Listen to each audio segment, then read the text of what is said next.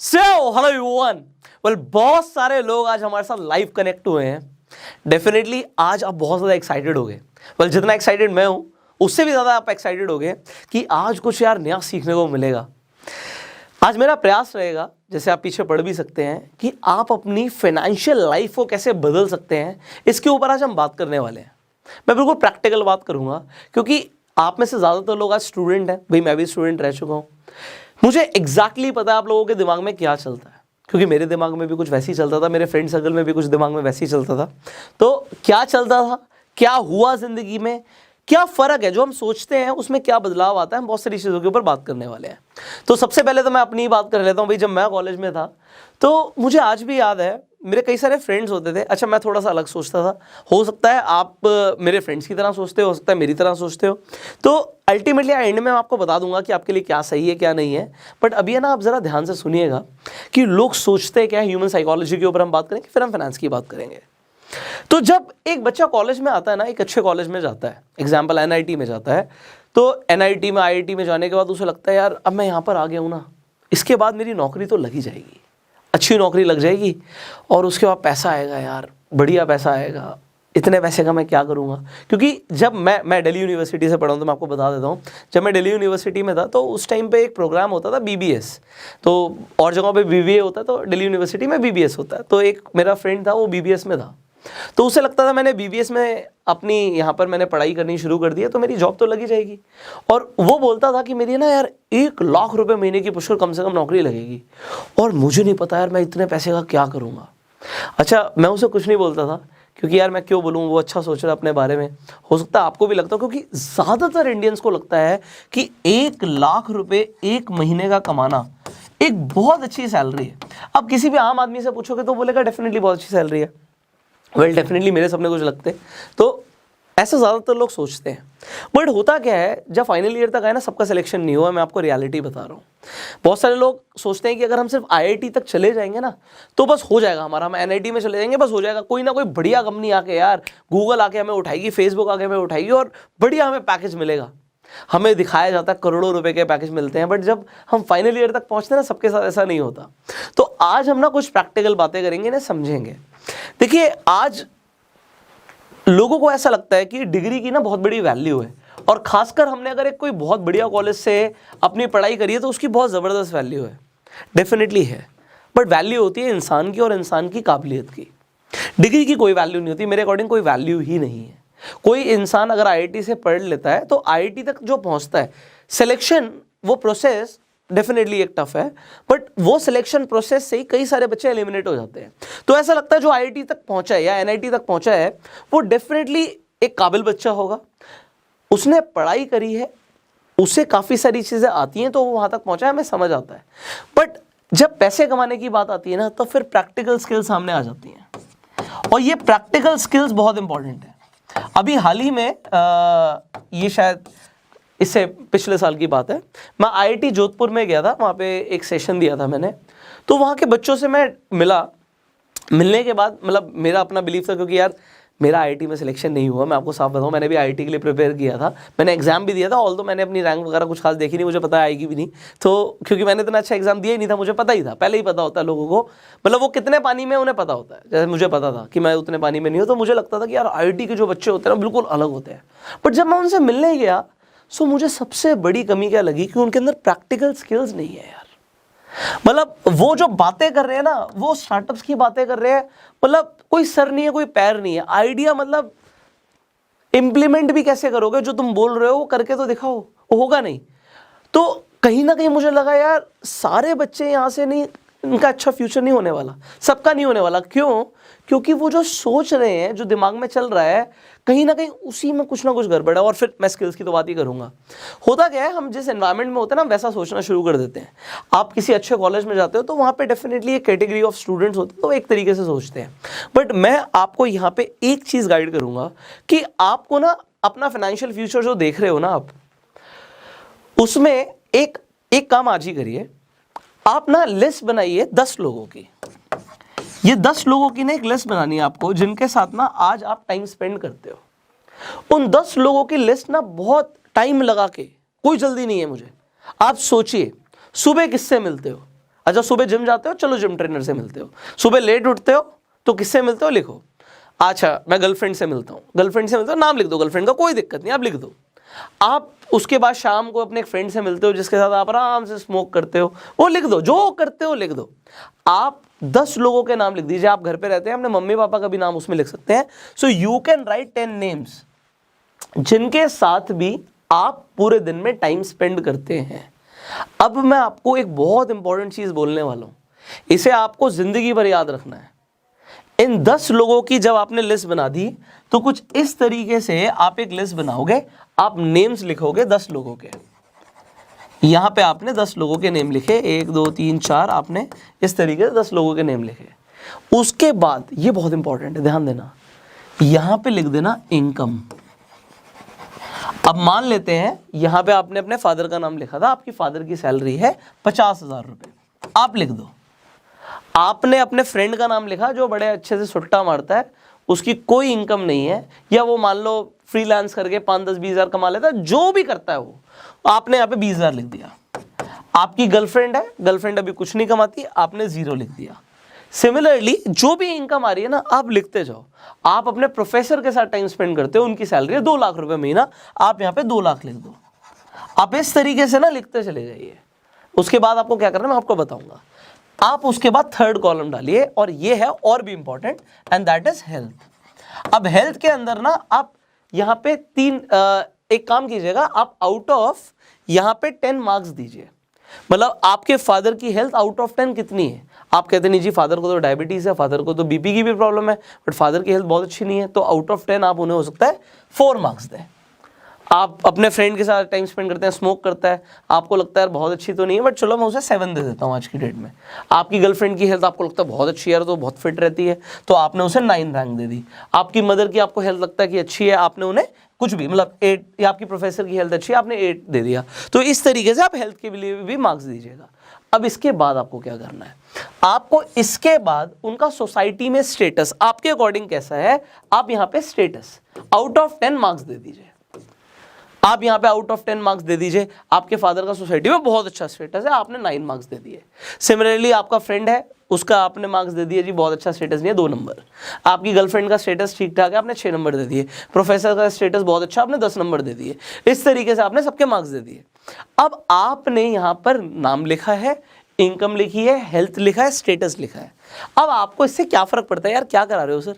आपको क्या करना है, यहाँ पे नीचे एक टोटल मारना है और उस टोटल को डिवाइड बाय 10 कर देना है। टोटल मारना है और डिवाइड बाय 10 कर देना है। यहां पर जो भी आएगा ना, अगर आप किसी एंटरप्रेन्योर के साथ टाइम स्पेंड करते हो और वो 1 करोड़ रुपए महीने का कमाता है, तो आप वो भी लिख सकते हो।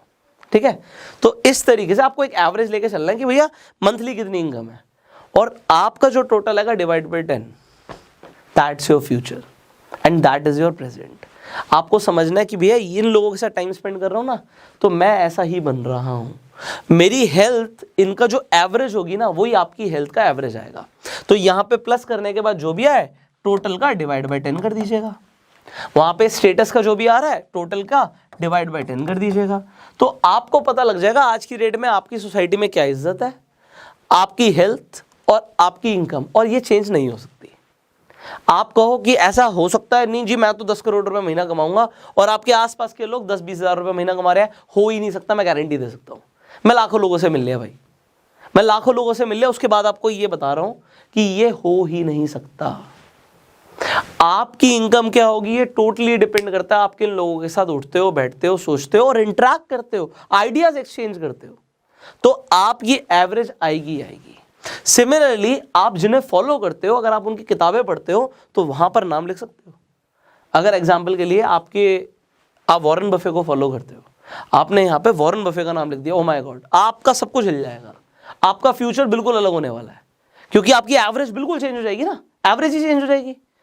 आप हेल्थ के लिए हो सकता है किसी को फॉलो करते हो, आप जिसे भी फॉलो करते हो वो बहुत अच्छी, उनकी हेल्थ एक्सट्रीम अच्छी है, तो अगर आप उन्हें फॉलो करते हो, उनका टाइम स्पेंड करते हो, टाइम स्पेंड करने के तरीके क्या है, आप वीडियोस देख सकते हो, बुक्स पढ़ सकते हो, वो भी टाइम स्पेंड करने का तरीका है। और अगर आप ऐसा करते हो तो आपकी हेल्थ डेफिनेटली चेंज हो जाएगी। Same goes for status and it goes for everything, it goes for everything. Relationship भी, अगर अगर आप यहाँ पे रिलेशनशिप रखोगे कि आपके फादर का आपके आसपास के लोगों का रिलेशनशिप कैसा है, यहाँ पे आपकी मदर का कैसा रिलेशन है, उस तरीके से आप यहाँ पे मार्क्स देना शुरू कर दोगे तो आपके भी रिलेशनशिप्स उसी तरीके से होंगे। सो यहाँ पे इंग्लिश में कहावत है, you are the average of 5 people you spend your most time with. मैंने 10 लोगों का एवरेज ले लिया, क्योंकि आज के डेट में आप अगर पढ़ाई कर रहे हैं, आप कॉलेज में हैं, तो आप और भी ज़्यादा लोगों के साथ रहते हैं, तो आप 10 लोगों की एवरेज लगा लीजिए, और जिसके साथ जितना ज़्यादा टाइम स्पेंड करोगे उतना ज़्यादा असर आएगा। मैं आपको खुद का एग्जाम्पल देता हूँ। मान लेते हैं मैं जिम जाता हूँ। अब जब मैं जिम जाता हूँ, मान के लेते हैं मैं जाती हूँ, बट महीने में बहुत ज़्यादा नहीं, मान लो महीने में 15 दिन जिम जाता हूँ।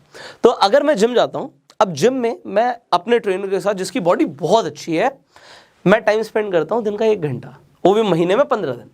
तो मेरी जो हेल्थ की एवरेज है, डेफिनेटली उसके मसल्स की एक एवरेज मेरे में आएगी। बट क्योंकि मैं सिर्फ 1 घंटा देता हूँ, तो उससे फ़र्क क्या पड़ता है, मैं फ़र्क बताता हूँ। अब मैं अपनी फैमिली के साथ टाइम स्पेंड करता हूँ। अब मेरी फैमिली में ज़्यादातर लोग मीठे के शौकीन हैं, मीठा खाते हैं, पेस्ट्रीज पसंद है, शेक्स पसंद है, घूमते हैं, डिनर्स पर जाते हैं। अच्छा, मेरा ट्रेनर मीठा नहीं खाता, मेरा ट्रेनर फास्ट फूड नहीं खाता, जंक नहीं खाता।